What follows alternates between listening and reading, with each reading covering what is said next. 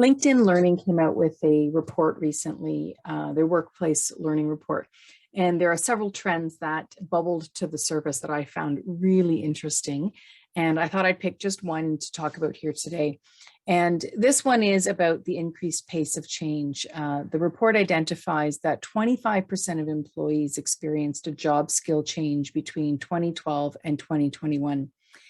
And even more interestingly, or more importantly, is that they anticipate that by 2025, that number will jump from 25 to 40%.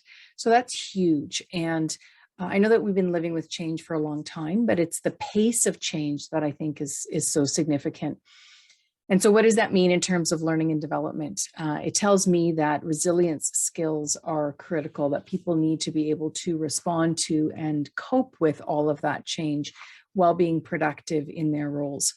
And there's a McKinsey report. This one's a little bit older. It's from 2021, and it identifies I'll put all the links in the chat, but or in the message, but it has 4 skill categories, I suppose, that identify different subcategories and then different skills specifically that will be needed in the future of work. Resiliency isn't called out specifically, but McKinsey does talk about agile thinking, adaptability, and ability to learn as some critical ones. So there's certainly a lot of bucketed around that. So what does that all mean for us? I think it means that it makes learning and development even more important in organizations. And I think it's important to move from an ad hoc approach of just putting out different courses and different training programs. And I think it's important to take a step back and look at what's our learning strategy. And I think that can help in 3 ways. First is it identifies the areas to focus on based on those external factors and those trends, based on factors within your industry. So if you're in law or healthcare, or if you're a municipality or government, what are the trends or the factors that are shaping your industry specifically? And then what are the internal factors that are impacting your organization specifically?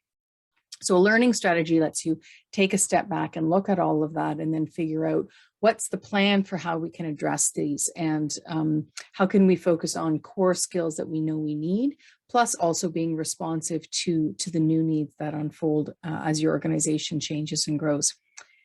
And thirdly, I think a learning strategy helps answer the question, how do we want learning and development to support employees and the organization? So it's not just about employees and training, it's about having learning be that bridge so that the employee performance and their development is contributing to the organization's growth and success. So I thought that was really an interesting insight from the LinkedIn report, and I was happy to share it with you.